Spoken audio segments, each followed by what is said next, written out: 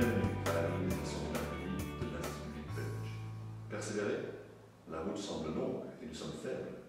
Comment nous fortifier pour persévérer et ne pas se laisser abattre? La suite de Hébreux 12 nous donne un secours précieux dans notre faiblesse. Continuons à compter sur Jésus. Il dit au verset 2, faisons-le en gardant les regards sur Jésus. Jésus n'est pas visible. Il n'était pas pour les premiers lecteurs non plus. Donc ce ne sont pas nos yeux physiques qui vont pouvoir regarder Jésus, comme certains qui voudraient avoir une image ou un objet à regarder. Il s'agit plutôt de notre attention. À qui portons-nous notre attention pendant la vie chrétienne? La vie chrétienne n'est pas vécue pour nos parents. Nous ne regardons pas à l'approbation des autres, ni à comment nous faisons comparer aux autres coureurs. C'est Jésus qui compte. C'est à lui que nous devons regarder. C'est sur lui que nous devons nous concentrer.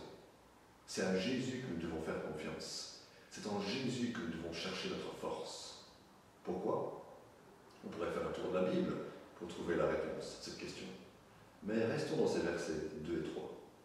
Jésus est celui qui donne la foi, verset 2, qui fait naître la foi.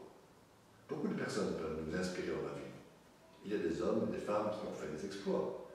Il y a des gens qui ont inspiré les autres par leur exemple.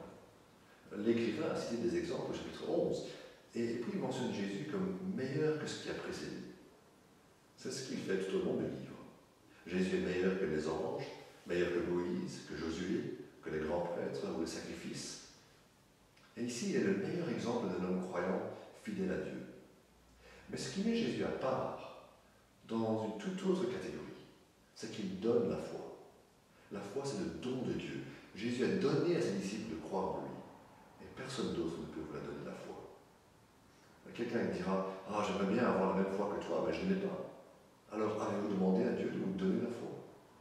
D'autres, en considérant leur vie, ils diront, « J'ai plus trop de foi, j'ai perdu ma foi. » Mais là encore, c'est Jésus qui peut mener notre foi à la perfection, c'est-à-dire la mener jusqu'à la fin, la compléter. Demandons qu'il nous donne ce qui nous manque. Et à vous qui vous êtes lancés dans la course de la foi, c'est un énorme encouragement. Jésus va mener votre foi jusqu'au but, jusqu'à son accomplissement, sa perfection finale.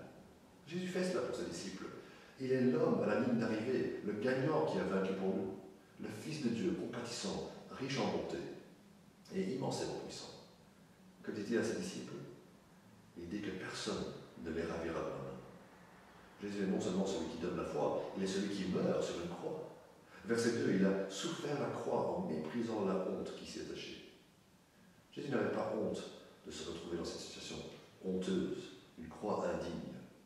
Il montre par là qu'il veut plaire à Dieu et pas aux hommes. Il était prêt à souffrir de la part des hommes. Il faut lire le verset 3 également.